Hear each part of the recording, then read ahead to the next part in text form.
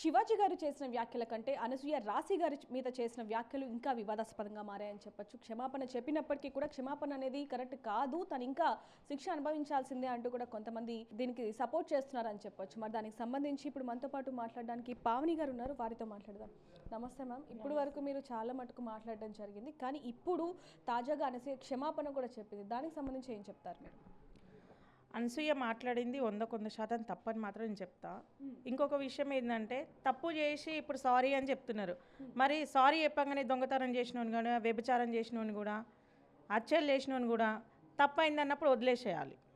మరి ఇవన్నీ కోర్టులు, ఇవన్నీ జైలు, ఇవన్నీ అవసరం లేదు. నువ్వు ఒక మహిళ అయ్యండి ఇంకొక మహిళ గురించి ఎట్లా మాట్లాడుతావు? ఆమె ఇంకొక హీరోని, నువ్వన్న ఒక యాంకర్వి, ఆఫ్టర్ ఆల్ యాంకర్వి. ఆమె గురించి అట్లా మాట్లాడే రైట్ నీకు ఎవరిచ్చారు?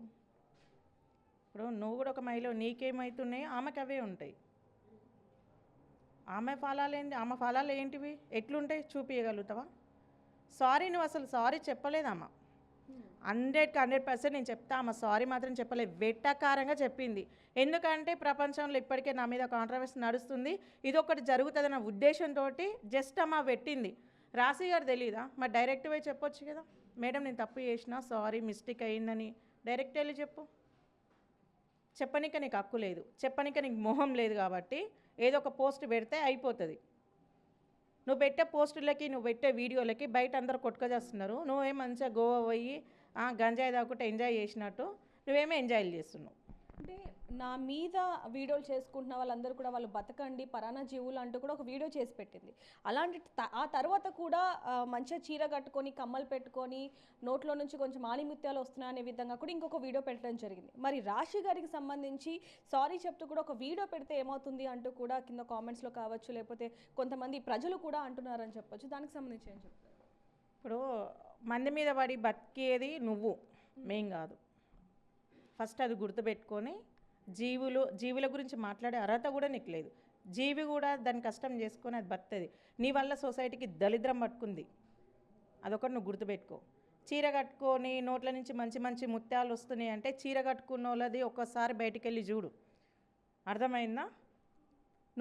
అసలు మేము చీర కట్టుకున్నాము, మేము పద్ధతిగానే మాట్లాడుతున్నాం. నీ మాటలు బట్టి మా మాటలు ఉన్నాయి, నువ్వు చేసే విధానం బట్టి మేము చూపిస్తున్నాం నీకు. అంటే మేడం ఇక్కడ ఇంకొకటి, శివాజీ గారు అన్నప్పటి నుంచి కూడా ఇదంతా ట్రోల్ అవుతున్నప్పటికీ కూడా ఆ తర్వాత అనేక విషయాలు కూడా వచ్చాయి.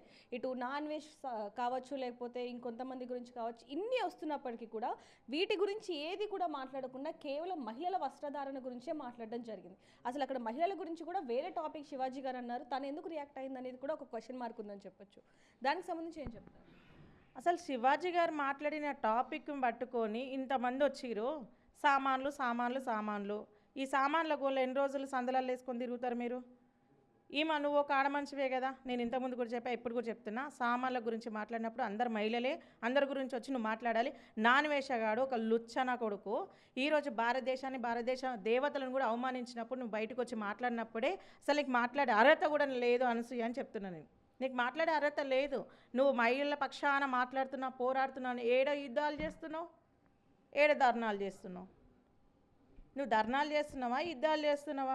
ఎందుకు నీకు సపోర్ట్ చేస్తారు? ఏ విషయంలో నీకు సపోర్ట్ చేయాలి? సొసైటీకి ఏం మెసేజ్ ఇస్తున్నావో నీకు సపోర్ట్ చేయాలి. ఈరోజు రాశి గారు హీరోని అయినప్పుడు, శివాజీ గారు హీరో అయినప్పుడు నువ్వు ఏడున్నావు? వాళ్ళే అంత నీలాగా వేసి పడట్లేదే, నీలాగా మాట్లాడట్లేదే.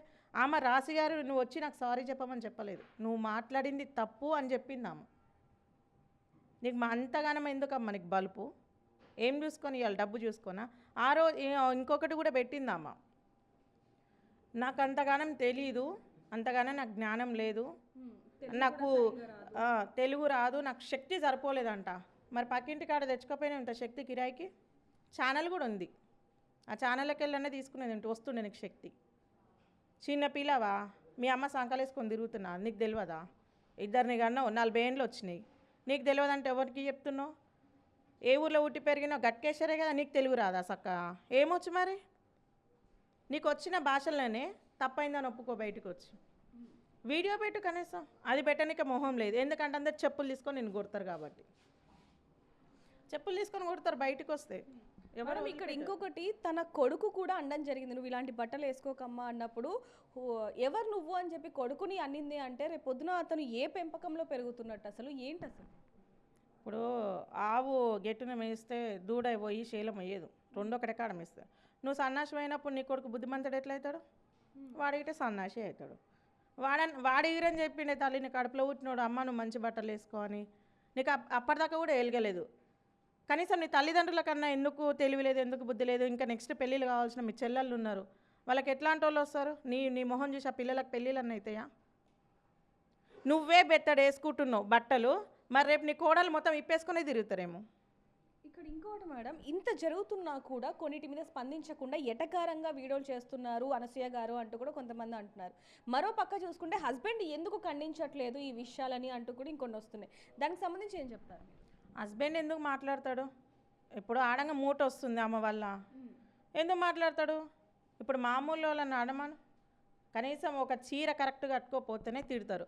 అనసూయ సంపాదిస్తుంది కదా, ఆ మూట తీస్తుంది, స్విమ్మింగ్ పూల్లో బాగుంది కంఫర్ట్గా, దేశాలు తిప్పుతుంది కాబట్టి అందుకే అనట్లేదు. అరే నువ్వు ఇప్పటివరకు నేను మళ్ళీ చెప్తున్నా, చీర గురించి మాట్లాడే అర్హత నీకు లేదు, మా గురించి మాట్లాడే మహిళల గురించి మాట్లాడే అర్హత కూడా నీకు లేదు అనసూయ, ఫస్ట్ అది గుర్తుపెట్టుకో. నీకు దమ్ము ధైర్యం ఉంటే ఈరోజు శివాజీ గారి మీద మాట్లాడినావు కానీ నాన్వేషణ గురించి మాట్లాడు, నేను కూడా వచ్చి నీకు సపోర్ట్ చేస్తాను. నాతో పాటు ఇంకా 10 మందిని తీసుకొని వచ్చి సపోర్ట్ చేపిస్తాం. ఎందుకంటే మన భారతదేశాన్ని అవమానించిండు కాబట్టి. నాన్వేషణ గురించి నువ్వు ఒక వీడియో పెట్టి నీకు ధైర్యం ఉంటే, ఎందుకంటే పెట్టలేవు, నీకు అంత దమ్ము లేదు, నీకు అంత ధైర్యం లేదు, అంత దమ్ము లేదు. ఏంటంటే మోరి లాంటి నోరు వేసుకొని ఏదో ఒకటి మాట్లాడేస్తే అయిపోతుంది. గొడవలు పెడుతున్నావు, సైలెంట్గా ఉంటున్నావు. నీకు దమ్ము ధైర్యం ఉంటే నాన్వేషణ గురించి మాట్లాడు, ప్రతి ఒక్కరం వచ్చి నీకు సపోర్ట్ చెప్పితే అప్పుడు మాట్లాడు. సో చూస్తున్నాం కదా, అనసూయ చేసిన వ్యాఖ్యలు కూడా శివాజీ గారు చేసిన వాటి మీదనే మాట్లాడింది కానీ నా అన్వేషణ మాట్లాడుతున్న వాటి మీద మాత్రం స్పందించలేదు. ఒకవేళ దాని మీద కనుక స్పందిస్తే మేమందరం కూడా మీకు సపోర్టివ్గా ఉంటామంటూ కూడా పావని గారు చెప్తున్నారని చెప్పొచ్చు. మరి దానికి సంబంధించి మీరేమంటారు అనేది కింద కామెంట్ చేయండి. మరిన్ని వార్తల కోసం చూస్తూనే ఉండండి big TV. For more videos like this, subscribe Big TV channel.